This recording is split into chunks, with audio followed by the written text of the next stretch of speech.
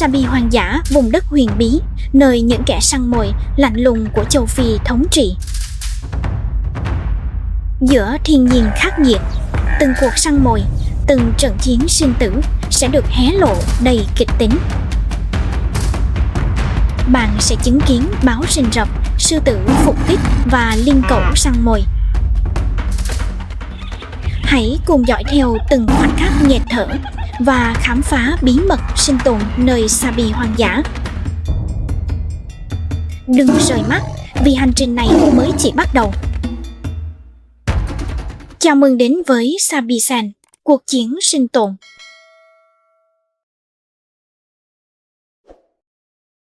Khu bảo tồn nằm ẩn mình ở rìa phía tây của Kruger, một khu bảo tồn nơi thiên nhiên hoang dã hít thở tự do. Tại đây, dòng sông San và Sabi khắc họa sự sống trên vùng đất, nuôi dưỡng vô số sinh vật trong vòng tay của chúng. Những ngọn cỏ cao đung đưa thì thầm những bí mật được gió châu Phi mang đi khắp đồng bằng bất tận. Trong Sabi San, những loài săn mồi lang thang không bị cản trở. Câu chuyện của chúng được khắc ghi trên đất và sự tĩnh lặng. Hàng thập kỷ bảo vệ đã xây dựng nên một mối liên kết giữa con người và động vật không giống bất kỳ nơi nào khác trên trái đất.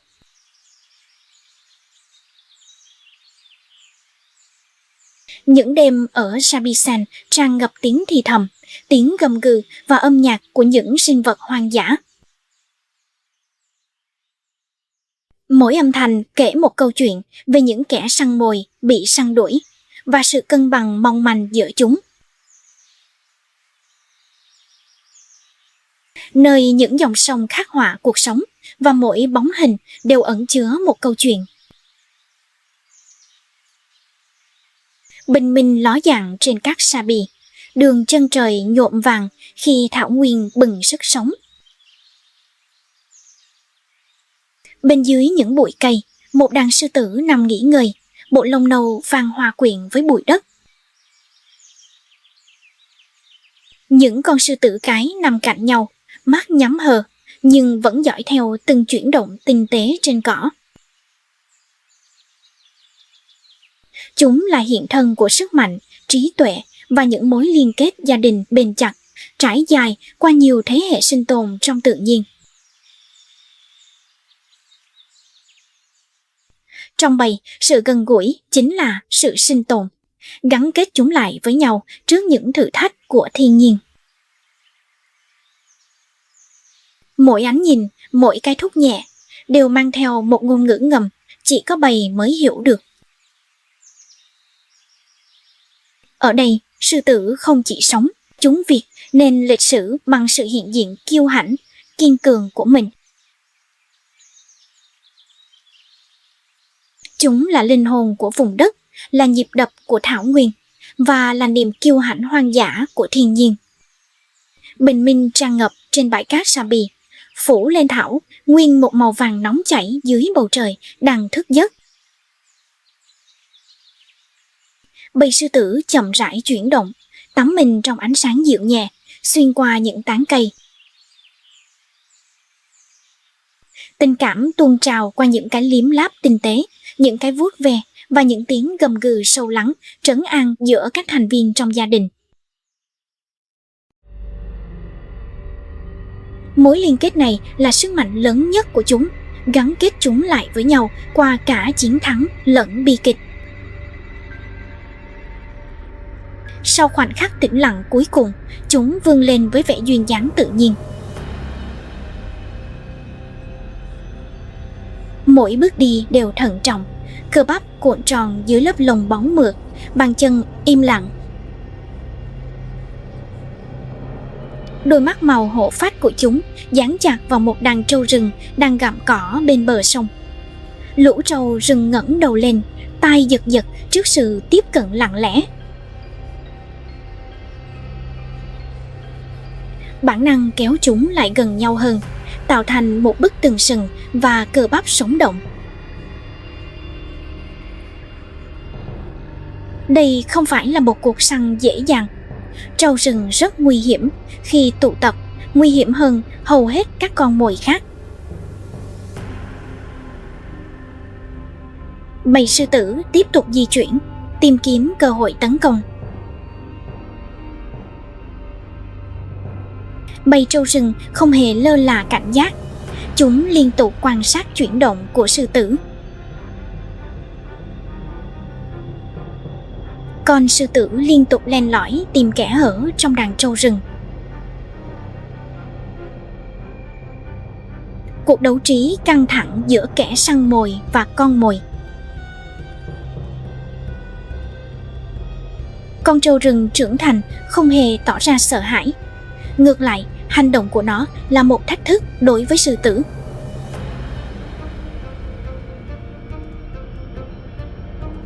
Con sư tử cái dừng lại, tính toán tỷ lệ cược, đọc về từng cử động và chuyển động của con mồi.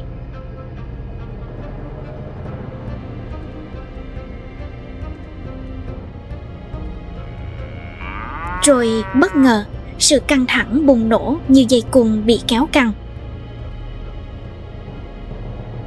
Một con trâu rừng khổng lồ lao về phía trước, cơ bắp cuồn cuộn, sừng nhắm bắn với độ chính xác chết người.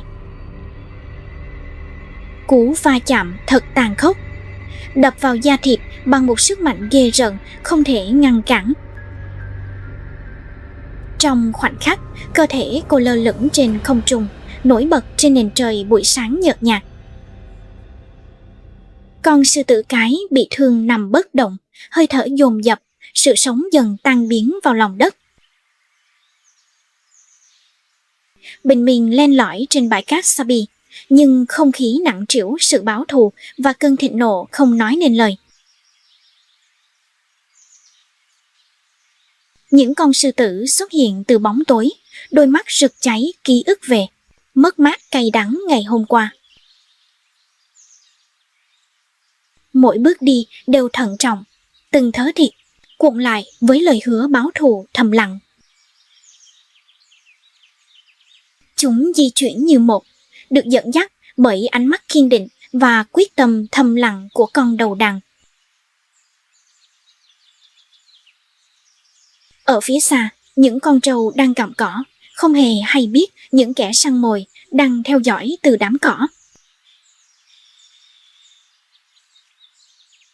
Những con sư tử chìm xuống thấp hơn, cơ thể tan chảy vào lòng đất, vô hình trước con mồi của chúng. Ánh mắt của con đầu đàn quét qua cả đàn, đánh giá điểm yếu và cơ hội.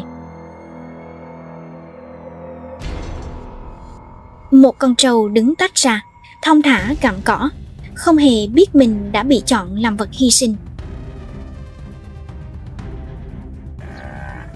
Một tín hiệu im lặng vang lên, không tiếng cầm, không tiếng kêu, chỉ có bản năng tấn công chung. Không gian bùng nổ với những chuyển động khi đàn sư tử lao tới từ mọi hướng. Con trâu giật mình, vó ngựa dồn dập, sừng vung vẩy thành những vòng cung tuyệt vọng. Một con sư tử cái lao vào sườn, hất con mồi mất thăng bằng. Một con sư tử khác chặn đường phía trước, buộc con trâu phải loạng choạng sang một bên. Trận chiến trở thành một cơn bão, bụi tung mù mịt, tiếng gầm rú va chạm với tiếng vó ngựa vang rền. Con trâu vùng vẫy hết sức lực và thoát khỏi bầy sư tử. Tuy nhiên, với quyết tâm, con sư tử ngay lập tức đuổi theo và tiếp cận con trâu một lần nữa. Một con sư tử cái nhảy lên lưng trâu. Những con sư tử nhanh chóng chạy đến giúp đỡ, cắn con trâu nhiều chỗ.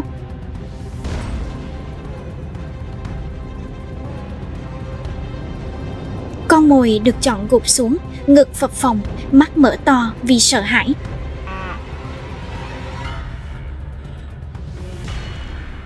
Sư tử cái chớp lấy cơ hội, lao tới cắn phập hàm răng quanh cổ họng.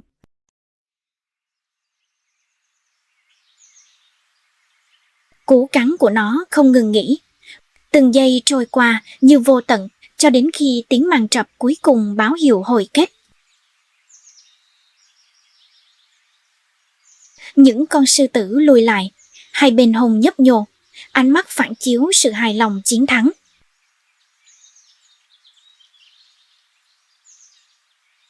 Đồng cỏ chìm vào nhịp điệu của bữa tiệc, hơi thở, và thỉnh thoảng vang lên tiếng gầm gừ khe khẽ. Cuộc săn đuổi này không chỉ là sự sống còn, đó là sự trả thù được viết bằng nanh vuốt.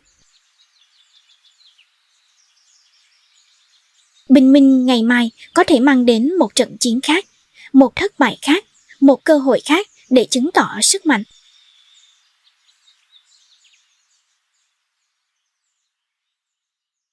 Hiện tại, bầy sư tử đang nghỉ ngơi, bụng no căng, tinh thần tạm thời được thư thái.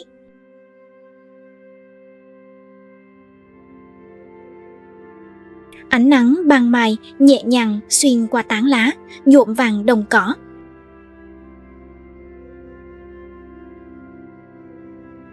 Bầy sư tử thức dậy sau giấc ngủ dài đêm dài, duỗi những chân tay nặng trĩu vì ngủ.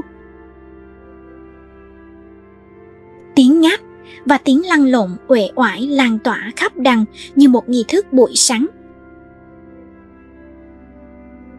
Chúng xoa đầu, gặm tai và đùa nghịch đập đuôi nhau. Bên dưới sự dịu dàng này là tia lửa của một kẻ săn mồi, luôn sẵn sàng bùng cháy mà không báo trước. Sự thư giãn tan biến khi mục đích bắt đầu, cuộc săn sắp bắt đầu. Ánh mắt chúng hướng về đàn ngựa vằn xa xa, đang gặm cỏ yên bình dưới ánh nắng ban mai. Từng con một, những bóng vàng óng len lỏi vào đám cỏ cao.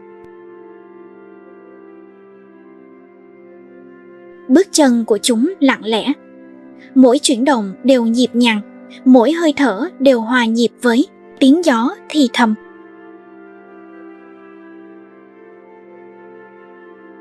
Một con ngựa vằn đột nhiên ngẩng đầu lên, tai vẫn lên, lỗ mũi phập phồng báo động.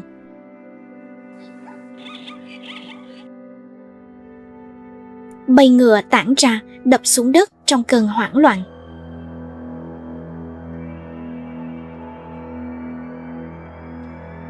Bầy sư tử dừng lại, đánh giá lại, không muốn lãng phí năng lượng vào một cuộc rượt đuổi theo kiểu phong kiến.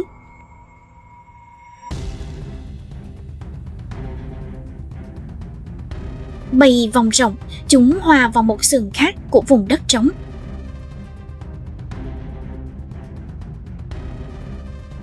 Bầy ngựa vằn nghĩ rằng nguy hiểm đã qua, lại cúi đầu gặm cỏ.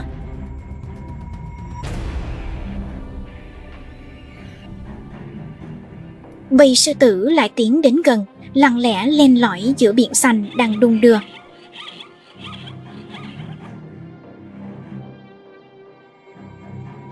Con đầu đàn vẫy đuôi ra hiệu.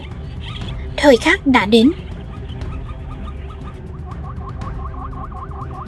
Một con sư tử cái lao về phía trước, móng vuốt xé toạc mặt đất khi cơ thể nó biến thành một quả tên lửa vàng.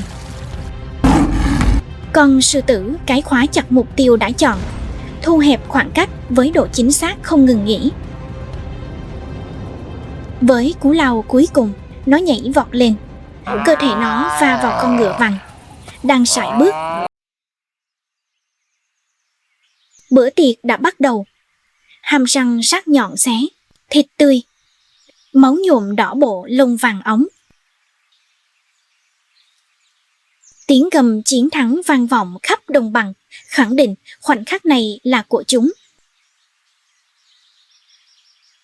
Cuộc săn này không chỉ là một bữa ăn, nó là minh chứng cho sự phối hợp, kiên nhẫn và sức mạnh. Ở Sabisan, mỗi cuộc săn thành công là một chương trong câu chuyện sinh tồn bất tận.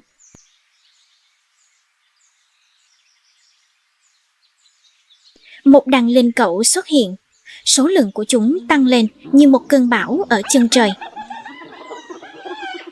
Chúng tỏa ra với độ chính xác được tính toán, sự thật trong tư thế vững vàng của nó. Trên đồng cỏ Sabine hiện ra một chú linh dương sơ sinh nằm trên mặt đất, vẫn còn ướt sũng từ lúc mới sinh. Đôi chân yếu ớt của nó run rẩy, cố gắng nâng cơ thể nhỏ bé của mình lên khỏi mặt đất. Vì đói khát và quyết tâm. Những đôi mắt sắc bén quét qua đồng cỏ, tìm kiếm cỏ dại, cơ hội hoàn hảo để tấn công. Ánh mắt chúng dán chặt vào linh dương mẹ và đứa con sơ sinh mỏng manh của nó, bản năng bừng lên sức sống.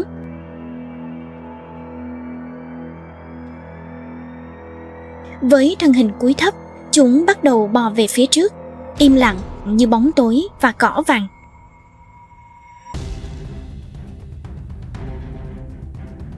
Mỗi bước chân lại rút ngắn khoảng cách giữa kẻ săn mồi và con mồi, thắt chặt sợi dây nguy hiểm.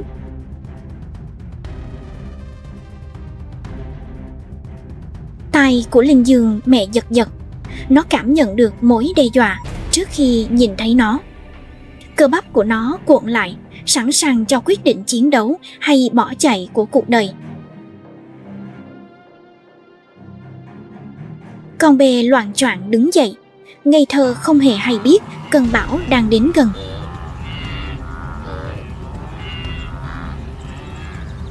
Không chút do dự, mẹ nó thúc con mình tiến về phía trước trong nỗ lực tuyệt vọng tìm kiếm sự an toàn. Và cái chết gầm rú trên khắp đồng bằng và nhịp điệu dồn dập. Con bê loạng choạng nhưng vẫn giữ vững tốc độ. Thân hình nhỏ bé của nó đang học ngỗng con linh cẩu lên, nắm bắt khoảnh khắc. Linh cẩu mẹ lại quay lại, gọi con đến bên mình. Cả hai cùng nhau lao về phía biển cỏ xanh rì bất tận. Trên Sabi-san, mỗi hơi thở đều được trân trọng, và mỗi nhịp tim đều là minh chứng cho sự sống còn. Nằm ở phía đông bắc Nam Phi, Sabi-san là một vương quốc ẩn giấu, nơi thiên nhiên hoang dã, thở tự do, vượt ra ngoài ranh giới của con người. Khu bảo tồn tư nhân này giáp với vườn quốc gia Kruger, tạo thành một trong những khu bảo tồn động vật hoang dã liên tục lớn nhất châu Phi. Không có hàng rào nào ở đây, chỉ có thiên nhiên nguyên sơ, bầu trời bao la và các sinh vật di chuyển theo nhịp điệu sinh tồn cổ xưa. Địa hình thay đổi đáng kể. Bờ sông xanh tươi dần biến thành savanna khô cằn và những khu rừng rậm rạp bí ẩn. Sông Sabi và sông Seine uốn lượn qua đất liền, nuôi dưỡng mọi thứ trên đường đi của chúng, những mạch sống của vùng hoang dã. Những dòng nước này thu hút mọi thứ, từ những con báo lén lút đến những đàn trâu rừng. Mỗi loài đều tìm kiếm sự sống theo cách riêng của mình. Sabi-sen nổi tiếng thế giới với quần thể báo dày đặc, những kẻ săn mồi khó nắm bắt được, tạo nên bởi quá trình tiến hóa. Mỗi con báo đều độc đáo, có lãnh thổ riêng, thông minh và sống rất đơn độc. Chúng gây ra nỗi sợ hãi và sự tôn trọng trên khắp vùng đất. Mỗi xác chết nuôi sống hàng chục con. Ở Sabi-san, cái chết tiếp thêm sức sống theo những cách vừa tàn khốc vừa đẹp đẽ. Về đêm, luật lệ thay đổi.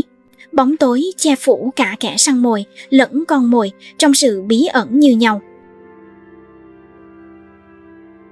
Hoang dã không biểu diễn, nhưng nó hé lộ cho những ai đủ kiên nhẫn để lắng nghe, để quan sát. Khi một ngày mới bắt đầu, sự sống lại trỗi dậy. một sự đổi mới liên tục được sinh ra từ những nhịp điệu cổ xưa.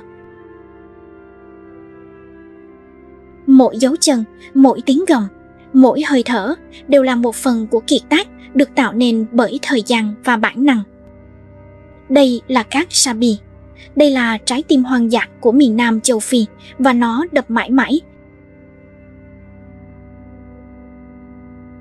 Mặt trời châu Phi mọc lên trên những đồng cỏ vàng óng, phủ những bóng dài trên bề mặt yên tĩnh của thảo nguyên. Giữa những đám cỏ cao, một hình thù đốm bóng mượt hiện ra, thấp sát mặt đất, im lặng và điềm tĩnh. Cơ thể báo Gepa được thiết kế cho tốc độ, xương nhẹ, chân dài và xương sống như một lò xo cuộn, nhưng nguy hiểm luôn rình rập. Những kẻ ăn xác thối đứng nhìn từ xa, chờ đợi để ăn cắp những gì đáng ngờ. Với tốc độ tối đa, tim của chúng đập hơn 200 lần mỗi phút. Đồng cỏ thảo nguyên trở lại bình thường. Những con báo Gepa xuất hiện từ đám cỏ cao. Chuyển động của chúng chậm rãi, thận trọng và duyên dáng. Cơ thể bóng mượt của chúng vươn ra với vẻ thanh lịch của loài mèo. Những cơ bắp cuồn cuộn dưới lớp lông được tạo ra để di chuyển nhanh và im lặng. Từng con một, chúng tiến đến hố nước, đầu cúi thấp, bàn chân hầu như không phát ra tiếng động trên mặt đất bụi bặm. Mỗi bước chân đều mang theo sự thận trọng. Đồng cỏ thảo nguyên giờ đây yên bình, nhưng nguy hiểm luôn ẩn núp trong sự tĩnh lặng. Bầy đàn tụm lại gần nhau, thân hình chúng cọ vào nhau khi chúng quỳ xuống uống nước mát lạnh buổi sáng sớm. Một làn gió nhẹ làm xù lông chúng, và tiếng xào xạc từ xa trong cỏ làm cứng mọi cơ bắp cùng một lúc. Lưỡi của chúng lướt nhẹ trên mặt nước một cách thanh lịch, nhưng đôi mắt vàng của chúng vẫn sắc bén quan sát mọi bóng tối xung quanh.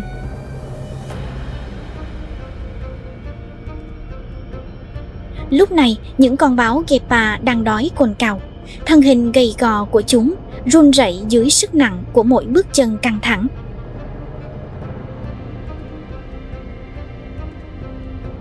Qua màn mưa đang chuyển động, báo mẹ phát hiện ra một đàn linh dương đang gặm cỏ mà không hề nghi ngờ.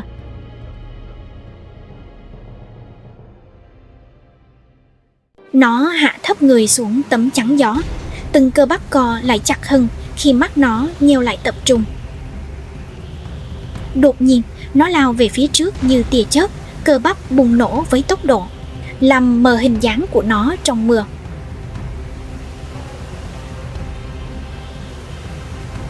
Những con linh dương đồng loạt lao đi, móng guốc dậm mạnh xuống đất ướt, rồi chạy tán loạn vào bãi cỏ với sự nhanh nhẹn đến kinh ngạc.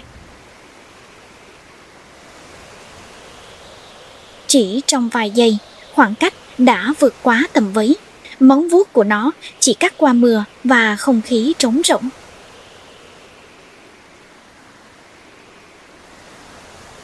Bầy báo con thận trọng tiến lại gần, mắt mở to vì hoang mang. Hy vọng của chúng tan biến theo từng giọt mưa rơi. Chúng cùng nhau quay lại, chân lê trên bùn trơn trượt về phía nơi trú ẩn bằng đá thô sơ phía sau rặng núi. Chiều hôm đó, những đám mây dông đã tan biến, để lại không khí trong lành với mùi mưa.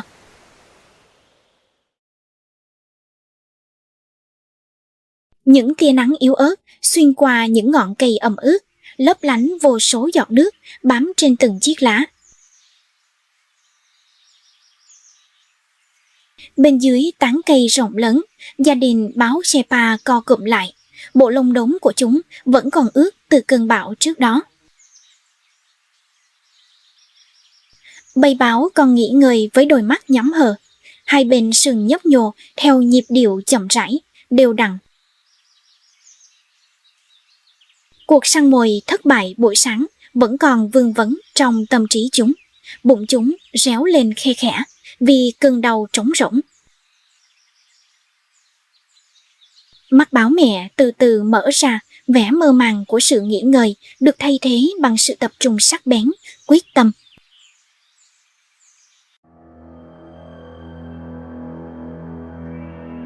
Xa xa phía trước, những con linh dương từ sáng sớm lại gặm cỏ, tản ra rải rác trên cánh đồng lấp lánh. Nó hạ thấp người cho đến khi bụng chạm vào đất ẩm, cơ bắp cuộn lại như dây cung căng. Trong chớp mắt, nó lao về phía trước, chân đạp đồng bộ, bùn và nước bắn tung tóe phía sau. Con linh dương hoảng hốt bỏ chạy, nhưng một con trượt chân trên mặt đất ướt, mất đà quý giá. Một cú cắn nhanh gọn vào cổ họng đã kết thúc cuộc vật lộn dưới ánh chiều tà đang dần tắt. Mẹ nó ngồi gần đó nhìn chúng ăn, cơn đói của nó dịu đi bởi sự nhẹ nhõm và tự hào.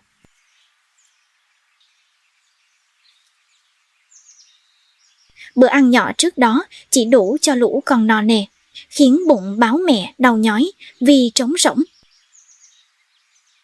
Cơn đói cồn cào khắp cơ thể, một lời nhắc nhở không ngừng rằng sống sót đồng nghĩa với việc mạo hiểm tất cả mọi thứ một lần nữa.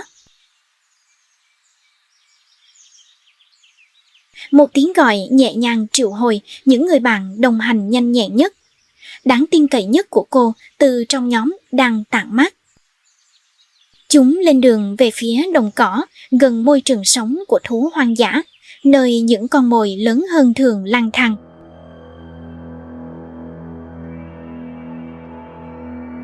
Không khí nồng nặc mùi bụi, cỏ và mùi xạ hương thoang thoảng của động vật ăn cỏ.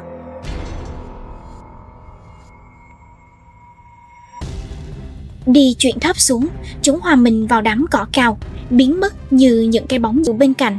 Báo mẹ lao vút đi, sải chân dài và cô cũng tham gia. Một vệt mờ những cơ bắp lốm đốm lướt qua bụi và gió về phía mục tiêu đã chọn.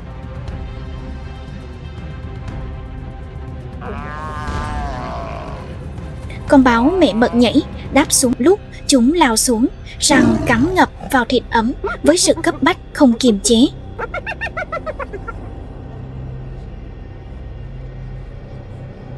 Mặt trời lặn xuống, tắm gội khung cảnh trong những bóng tối dài và ánh sáng vàng ấm áp. Sau bữa tiệc thịnh soạn, báo mẹ lặng lẽ quay trở lại tổ qua đám cỏ lấp lánh. Đôi mắt vàng của kẻ săn mồi khóa chặt vào tổ, nheo lại với ý định săn mồi và cơn đói. Gió thổi thuận lợi cho sư tử, không mang theo mùi hương nào để cảnh báo những đứa con không hề hay biết. Trong tích tắc, sự bình tĩnh tan vỡ. Sư tử bùng nổ với sức mạnh bùng nổ. Cuộc chiến diễn ra ngắn ngủi. Sức mạnh của kẻ săn mồi đã định đoạt số phận của đứa con bất lực. Vài phút sau, báo mẹ quay trở lại, bước chân đều đều cho đến khi mắt nó bắt gặp cảnh tượng đó.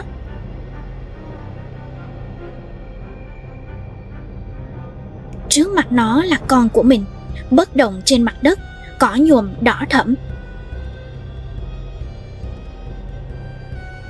Nó cứng đờ, mọi cơ bắp cứng đờ, sự hoài nghi ập đến như một cơn bão lặng lẽ.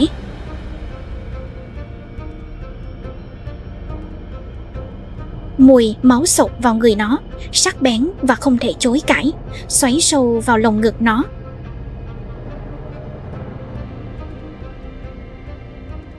Nó bước chậm rãi về phía trước, mỗi bước đi nặng nề, như thể mặt đất đang kháng cự nỗi đau của nó. Xung quanh cô, cỏ đùng đưa nhẹ nhàng, thờ ơ với vết thương hằn sâu trong tâm hồn. Đồng cỏ trải dài bất tận, không mang lại chút an ủi nào, chỉ có nhịp điệu của sự sống và cái chết. Mặt trời lặn thấp, phủ bóng dài lên vùng đất, đã chứng kiến cả chiến thắng lẫn bi kịch. Sự tĩnh lặng bao trùm chân trời, chỉ bị phá vỡ bởi tiếng thì thầm của cỏ đung đưa trong làn gió chiều nhẹ nhàng. Bụi ngày lắng xuống, mang theo những ký ức mờ nhạt về những cuộc đấu tranh khốc liệt dưới bầu trời châu Phi khắc nghiệt. Những vết thương hữu hình và ẩn dấu vẫn còn như những dấu vết thầm lặng của những trận chiến, sẽ không bao giờ bị lãng quên. Chất chứa những câu chuyện chưa kể, một sự bình yên mong manh sau cơn bão. Vùng đất hít thở những nhịp điệu chậm rãi, như thể đang than khóc và tưởng nhớ trong cùng một hơi thở. Những vệt mờ nhạt dẫn vào hoàng hôn, mang theo gánh nặng của sự sống còn vào một ngày bất định khác. Sabi trường tồn với thời gian, đất đai thấm đẫm cả máu và vẻ đẹp. Bóng tối kéo dài, hòa vào bóng tối khi thảo nguyên một lần nữa ôm trọn màn đêm.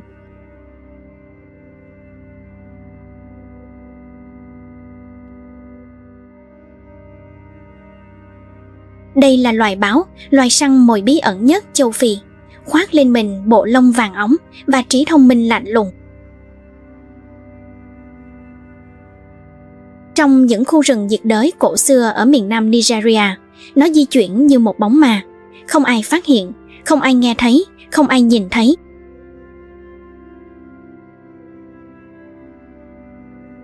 Bộ lông hoa hồng của nó hòa quyện với ánh sáng lốm đốm, biến mất giữa những cây dương xỉ cổ thụ và những dây leo chằng chịt.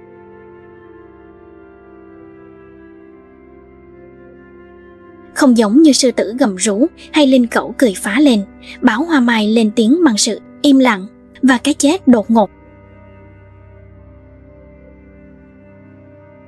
Nó là một sinh vật của bóng tối và sự kiên nhẫn, chờ đợi hàng giờ đồng hồ cho một khoảnh khắc hoàn hảo để tấn công.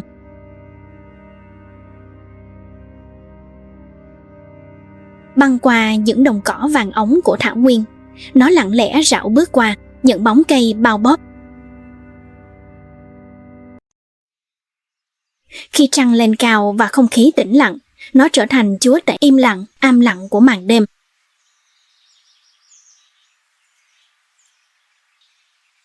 Bản tính cô độc, nó không tin tưởng bất kỳ ai, chỉ dựa vào bản năng, sức mạnh và sự im lặng.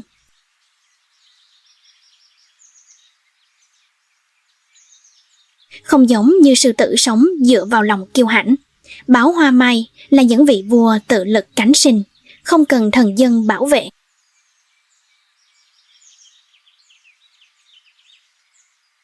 Mỗi bước đi là một sự tính toán, mỗi hơi thở là một sự chuẩn bị cho sự sống còn hoặc tấn công.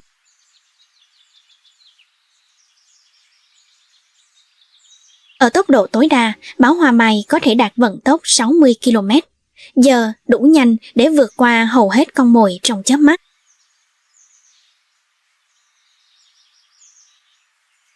Nhưng báo hoa mai không dựa vào tốc độ. Chúng chiến thắng nhờ sự chính xác, kiên nhẫn và thời điểm hoàn hảo.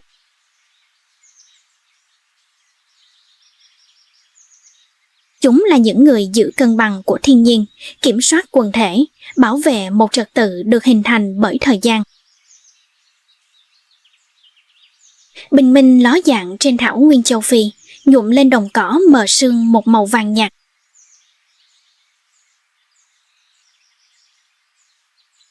Mặt đất lấp lánh sương và mùi cỏ dại thoang thoảng dưới bầu trời buổi sáng thanh bình.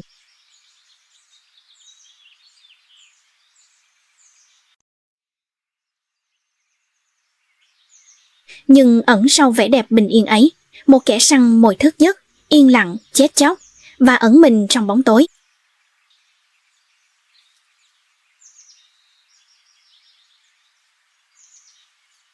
Giữa đám cỏ cao, bộ lông vàng óng của nó hòa quyện hoàn hảo với cảnh quan. Một bóng ma vô hình hiện rõ mồn một.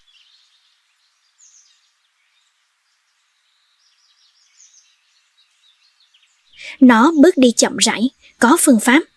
Mỗi bước chân là một hơi thở kiên nhẫn. Mỗi lần dừng lại là một tính toán.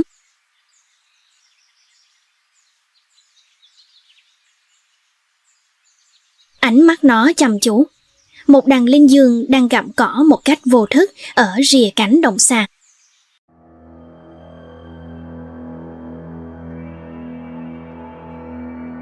Những sinh vật thanh lịch với đôi tai cao và đôi mắt dịu dàng, hoàn toàn không hay biết về mối nguy hiểm rình rập gần đó.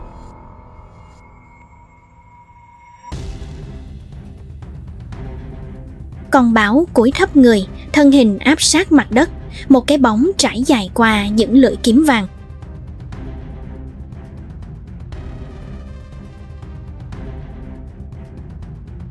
Hơi thở của nó chậm lại, mục tiêu đã được chọn, một con linh dương nhỏ tách khỏi đàn.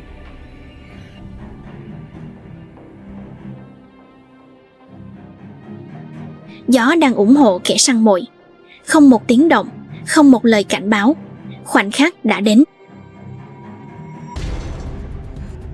Như một tia chớp, con báo lao ra khỏi đám cỏ với sức mạnh bùng nổ và vẻ duyên dáng đáng sợ. Một cú cắn chí mạng vào cổ. Cuộc vật lộn tàn khốc, ngắn ngủi, tiếng hét, chết lặng trong đám cỏ. Những con linh dương khác hoảng loạn bỏ chạy. Vó ngựa của chúng vang rền vào màn sương phía xa. Nhưng con báo vẫn nằm im lặng. Con mồi của nó nằm mềm oặt dưới thân. Cuộc săn đã kết thúc. Thở đều đều, kẻ săn mồi quan sát đồng cỏ. Nó không đuổi theo. Nó đã có những gì nó cần. Nó túm lấy cổ linh dương và bắt đầu kéo nó vào đám cỏ rậm rạp hơn.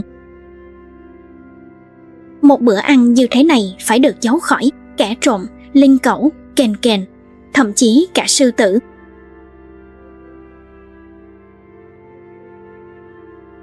Từ bụi rậm gai góc, một con linh cẩu xuất hiện, tay vểnh lên, mũi ngửi ngửi vệt, máu rơi. Nó bước đi có mục đích, mỗi bước chân đều được tính toán kỹ lưỡng, đôi mắt vàng lấp lánh, môi cong lên thành một nụ cười hiểu biết. Phía trên, con báo đứng im lặng, cảnh giác ngay lập tức, cơ thể nó co rúm lại, đôi mắt thu hẹp lại trong cơn giận dữ lạnh lẽo.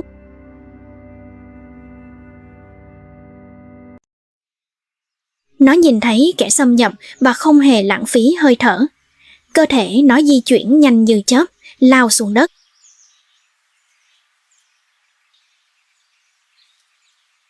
Và bên dưới tất cả, Thảo Nguyên thở ra một hơi thở yên bình, ngắn ngủi, khi cuộc sống tiếp tục cuộc đấu tranh bất tận của nó. Bình minh ló dạng trên Thảo Nguyên. Ánh nắng vàng óng hôn lên những ngọn cỏ phủ đầy sương và những hàng cây im lặng.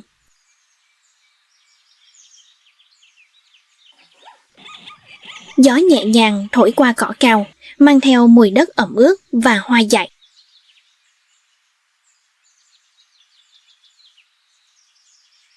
Những con mẹ đẩy cỏ sang một bên, dùng chiếc mũi chai sạn của mình để cày tìm rễ, củ và côn trùng bò.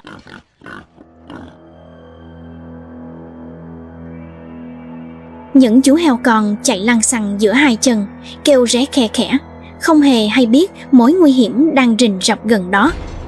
Trong bóng tối tĩnh lặng, dưới bóng râm của một bụi cây gai, một con báo cái nằm im lặng, mắt dán chặt vào đàn.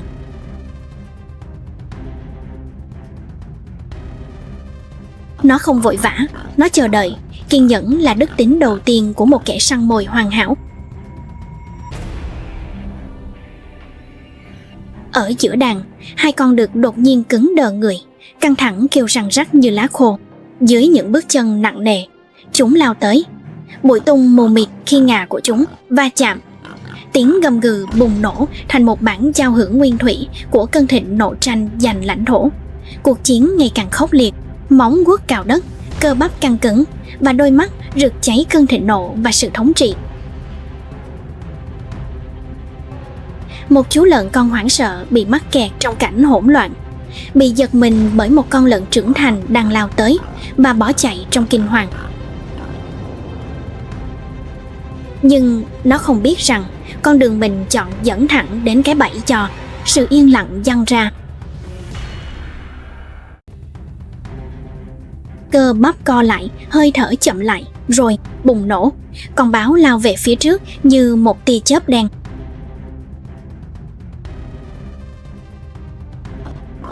Chú lợn con gần như không nhìn thấy nó. Một cái bóng lao xuống từ bên cạnh. Tốc độ và độ chính xác gặp nhau trong một nụ hôn định mệnh. Một tiếng thét xé toạc không khí, sắc nhọn và đột ngột, rồi dừng lại, bị nuốt chửng bởi những chiếc răng nanh cắm vào cổ họng mềm mại.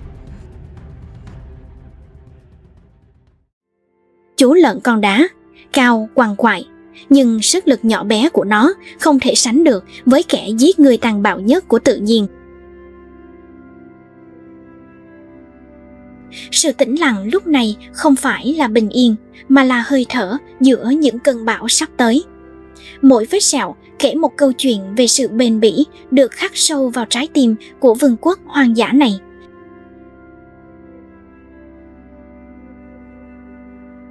Cát nằm trong sự tĩnh lặng này. Gánh nặng của ngày vẫn còn vương vấn vang vọng trong khoảng trống bỏ lại phía sau.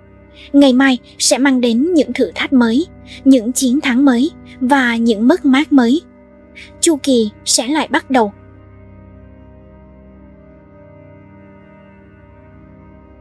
Nhưng giờ đây, các Sabi yên nghỉ, cảnh giác, kiên nhẫn và vĩnh cửu. Đây không phải là kết thúc. Nó chỉ đơn giản là hơi thở trước nhịp đập tiếp theo của thiên nhiên hoang dã.